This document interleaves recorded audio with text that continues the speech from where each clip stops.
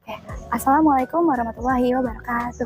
Perkenalkan, nama saya Septia Rahman, mahasiswa Pendidikan Guru Sekolah Dasar, Fakultas Ilmu Pendidikan Universitas Negeri Jakarta, yang saat ini sedang mengambil mata kuliah pengembangan kurikulum yang diampu oleh Profesor Dr. Latif Satibi Hidayat MPD. Perkenankan pada kesempatan kali ini, saya akan membagikan sedikit testimoni saya mengenai kurikulum pendidikan di Indonesia. Oke, pada pembahasan pertama, saya akan membagikan sedikit pemahaman saya mengenai mengapa pendidikan di Indonesia perlu yang namanya kurikulum. Jika kita lihat secara etimologisnya, kurikulum ini berasal dari dua kata, yaitu carrier dan curer.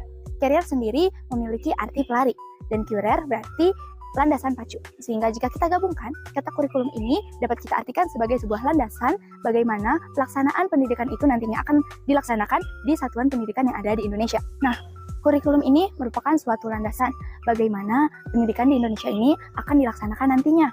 Kurikulum memberikan gambaran bagaimana isi materi yang akan disampaikan kepada siswa, bagaimana strukturnya, bagaimana cara menyampaikannya, bagaimana cara mengevaluasikannya, dan bagaimana pembagian materi disampaikan pada tiap jenjangnya. Kurikulum menjadi roh dari pelaksanaan pendidikan yang ada di Indonesia. Kurikulum memastikan setiap siswa mendapatkan pendidikan yang sama walaupun dengan menggunakan metode yang berbeda-beda.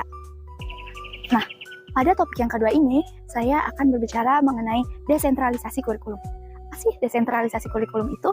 Jadi, desentralisasi kurikulum merupakan pembagian kekuasaan dari pemerintah pusat ke pemerintahan daerah mengenai bagaimana daerah itu nantinya akan mengimplementasikan serta memperdalam isi dari kurikulum tersebut dengan sesuai dengan karakteristik, kebutuhan, dan kondisi potensi daerah dari sekolah-sekolah yang akan melaksanakan kurikulum tersebut. Desentralisasi kurikulum bukan berarti pusat melepas wewenang dari pengawasan pelaksanaan kurikulum nasional, melainkan pusat memberikan wewenang kepada daerah agar dapat melaksanakan kurikulum lebih relevan dan sesuai dengan bagaimana kondisi nyata sosial yang ada di masyarakat daerah tersebut. Oke, yang selanjutnya saya akan berbicara mengenai pembelajaran yang mendalam atau deep learning. Nah, perlu sahabat semua ketahui terlebih dahulu, pembelajaran mendalam ini bukan merupakan model, melainkan satu pendekatan di antara banyaknya pendekatan yang dapat saudara gunakan dalam melakukan pembelajaran. Di mana dalam pembelajaran yang mendalam ini atau deep learning, pembelajaran berusaha memuliakan siswa dan guru dalam pelaksanaannya dengan prinsip pembelajaran yang meaningful, mindful, serta joyful dengan melakukan olah rasa, olah pikir, dan olahraga secara terpadu dan holistik. Nah, prinsip mindful learning ini atau pembelajaran yang berkesadaran berusaha untuk membuat siswa tidak terbebani dalam saat melaksanakan pembelajaran. Siswa mampu berkonsentrasi dalam pembelajaran sehingga ia nantinya dapat menyerap pembelajaran dengan lebih maksimal. Lalu yang kedua ada meaningful learning.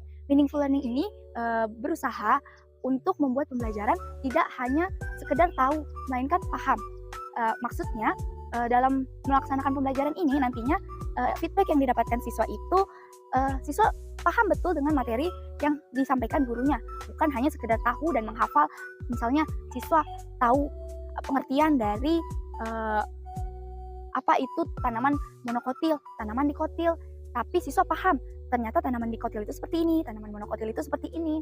Dan yang selanjutnya, prinsip yang ketiga yaitu joyful learning atau pembelajaran yang menggembirakan, di mana pada pendekatan pembelajaran yang mendalam ini diusahakan pembelajaran itu bukan merupakan sesuatu yang menakutkan, namun sesuatu yang menyenangkan dan menggembirakan bagi siswa, di mana proses pembelajaran yang menggembirakan ini dapat dilaksanakan melalui berbagai hal, dapat melalui penelitian, lalu permainan dalam pembelajaran, ataupun eksperimen-eksperimen sederhana, sehingga nantinya pembelajaran ini membuat siswa mendapatkan pengalaman yang menyenangkan, bukan pembelajaran itu menakutkan dan kaku.